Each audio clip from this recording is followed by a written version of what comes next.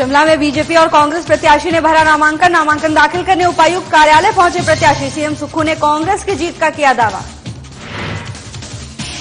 धर्मशाला में सीएम सुक्खू ने कांग्रेस प्रत्याशी के पक्ष में किया प्रचार। केंद्र की बीजेपी सरकार पर जमकर बोला हमला, कहा लोकसभा चुनाव में बीजेपी होगी चारों खाने चित।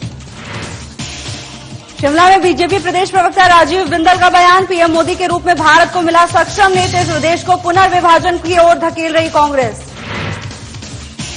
कुल्लू में स्वीप कार्यक्रम के तहत मतदाता जागरूकता कार्यक्रम। मुख्य सचिव प्रबोध सक्सेना ने मतदान करने की दिलाई शपथ, कहा वोट देना सिर्फ अधिकार ही नहीं बल्कि दायित्व भी है।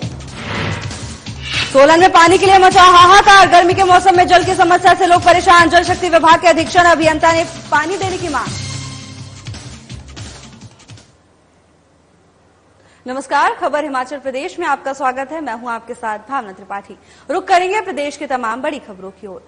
7वें चरण के चुनाव को लेकर हिमाचल में इन दिनों प्रत्याशियों के नामांकन भरने की प्रक्रिया चल रही है।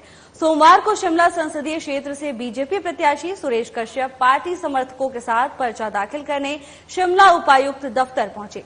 वहीं कांग्रेस उम्मीदवार विनोद सुल्तानपुरी भी सीएम सुखविंदर सिंह सुक्खू, प्रदेश अध्यक्ष प्रतिभा सिंह समेत कई कांग्रेस नेताओं के साथ नामांकन दाखिल करने पहुंचे। मुख्यमंत्री सुखविंदर सिंह सुक्खू ने कांग्रेस की जीत का दावा करते हुए नेता प्रतिपक्ष पर भी तंज कसा। मुख्यमंत्री ने नेता प्रतिपक्ष जयराम ठाकुर पर तंज कसते हुए कहा कि जयराम ठाकुर सपने देख रहे हैं और 5 साल तक सपने ही देखते रहेंगे।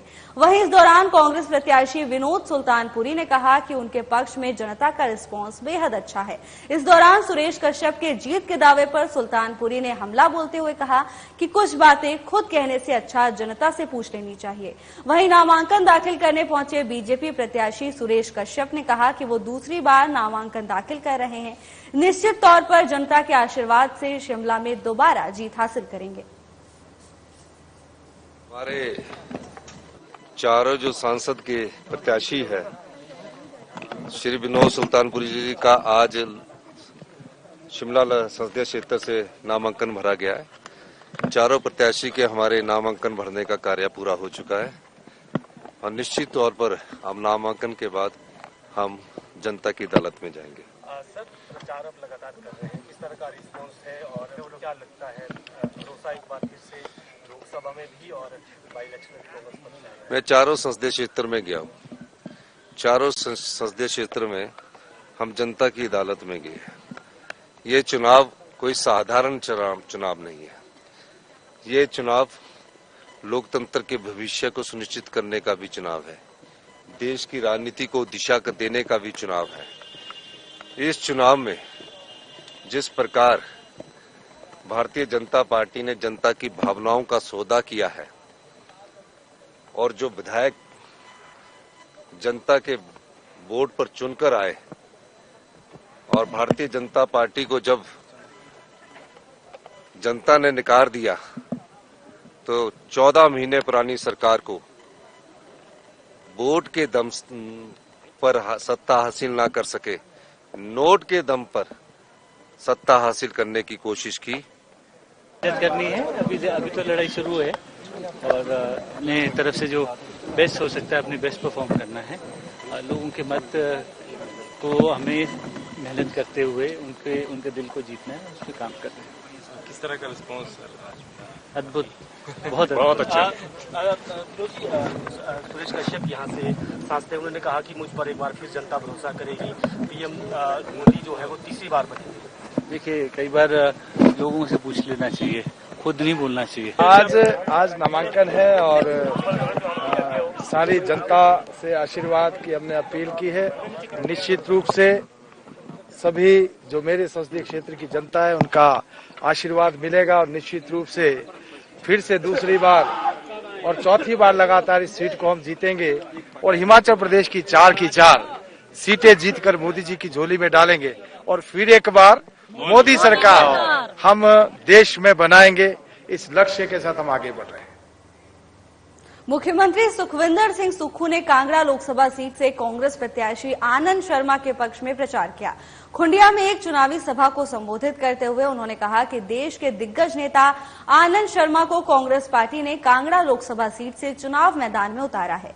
उन्होंने कहा कि केंद्र सरकार में मंत्री पद पर रहते हुए आनंद शर्मा से जब भी हम हिमाचल के लिए कुछ मांगने जाते थे तो एक फोन पर काम होता था। कांगड़ा में फैशन टेक्नोलॉजी इंस्टीट्यूट, प्रदेश में औद्योगिक क्षेत्र का विस्तार और शिमला मटौर 4 लेन आनंद शर्मा का परिणाम है। उन्होंने कहा कि कांगड़ा को ऐसे सांसद की जरूरत है जिसकी आवाज पूरा देश सुने। जब लोकसभा चुनाव में आनंद शर्मा जीत कर जाएंगे तो इंडी गठबंधन सरकार में उनका मंत्री पद तय। वहीं बीजेपी पर हमला बोलते हुए मुख्यमंत्री ने कहा कि विपक्ष ने नोट के दम पर सरकार को गिराने का षड्यंत्र रचा और मेरे इस्तीफे की अफवाहें फैलाई। जनता पार्टी के मुख्यमंत्री जयराम ठाकुर जी तो सोए रहे, उन्हें यही नहीं पता कि आम जनता का पैसा भ्रष्टाचार के चोर दरवाजे से बाहर निकल रहा है। मैंने उन चोर दरवाजों को बंद करना शुरू किया।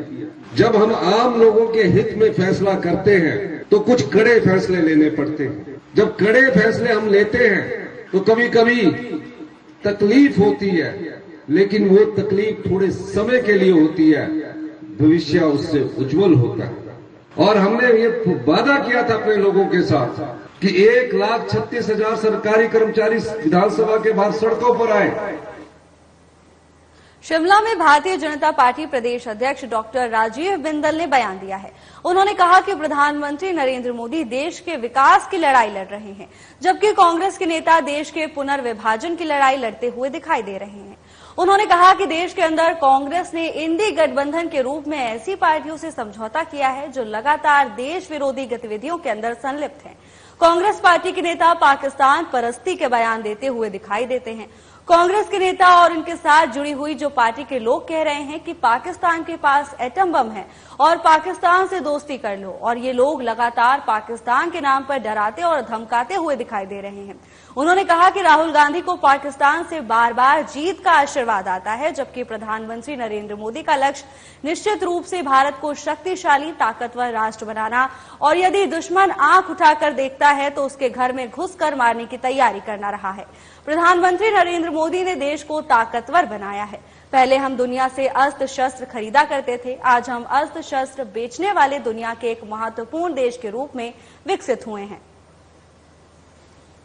भाई मोदी देश के विकास की लड़ाई लड़ रहे हैं, जबकि कांग्रेस के नेता देश के पुनर्विभाजन की लड़ाई लड़ते हुए दिखाई दे रहे हैं।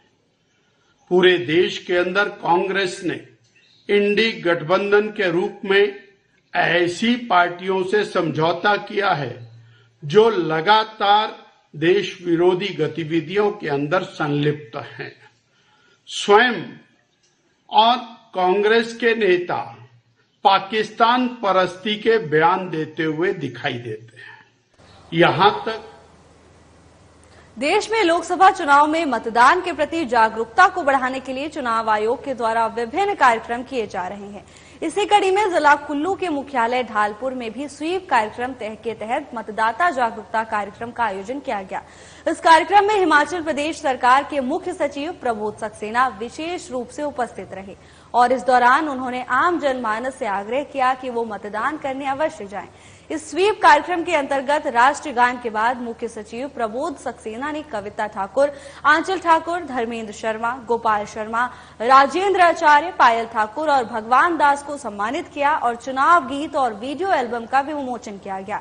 वहीं मुख्य सचिव ने उपस्थित अधिकारियों और लोगों को शपथ दिलाई और अपने संबोधन में कहा कि वोट देना सिर्फ अधिकार नहीं बल्कि एक दायित्व भी है। शासन का लेकिन मेरा ये मानना है कि जो साक्षरता की और जो समझ का स्तर है हिमाचल में, वहाँ पर इस प्रकार के आयोजनों का जो इस्तेमाल है उसकी उपयोगिता तो है, लेकिन जो आम जनता है उसको इस आंदोलन के बिना भी मेरे ख्याल से उसका चुनाव में पूर्ण विश्वास है। तो मुझे लगता है कि ये एक्टिविटी जो है वो हम लोग कर जरूर रहे हैं, लेकिन सबसे पहले हर व्यक्ति को अपने मन में झांक के देखना होगा कि ये उसका एक अधिकार। सोलन शहर और आसपास के इलाकों में इन दिनों पानी के लिए हाहाकार मचा है। 9 दिन बाद भी लोगों के घरों में पानी की सप्लाई की जा रही है, जिससे गर्मी के शुरुआती मौसम में ही लोगों का परेशानियों से दो चार होना पड़ रहा है। सोलन के वार्ड नंबर 1 उदय विहार कॉलोनी में पानी की समस्या ने अब विकराल रूप धारण कर लिया है। सोलन के वार्ड नंबर 1 उदय विहार के 70 से 80 के करीब लोग जल शक्ति विभाग के अधीक्षण अभियंता से मिले और उनसे नियमित रूप से पानी देने की मांग की, ताकि इस गर्मी के मौसम में उन्हें जल की समस्या से दो चार ना होना पड़े। हमारे संवाददाता से बात करते हुए लोगों ने बताया कि पिछले कई सालों से उन्हें पानी की समस्या से दो चार होना पड़ता है। गर्मी के मौसम में उन्हें जल की समस्या होती है। पानी की बहुत प्रॉब्लम है। हम उदय विहार विकास समिति की तरफ से आए हैं। हमारे 10-10 दिन हमारे पानी नहीं आता है। इस विषय में हम जेई साहब से मिले, एसडीओ साहब से मिले हैं, पर हमें कोई इसका कोई मिला नहीं है रिजल्ट। 10-10 दिन पानी नहीं आता है। जब पानी आता है तो किसी घरों में पानी आता है, हर एक घरों में पानी नहीं आता है। बहुत दिक्कत है। मैं उदय विहार विकास समिति से आई हूँ और हमारी जो है वो पानी की बहुत ज्यादा समस्या चल रही है।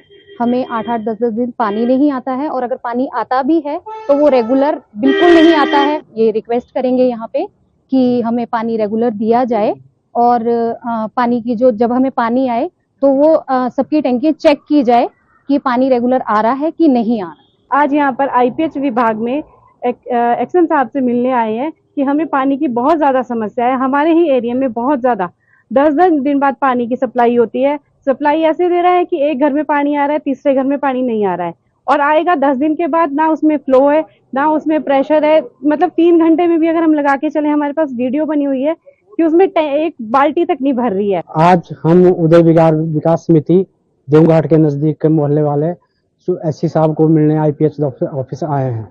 हमारे पिछले 8-10 सालों से हम लगातार यहाँ संपर्क में है आईपीएच विभाग के, लेकिन हमारे की पानी की समस्या सुधरने के बजाय उलझती जा रही है।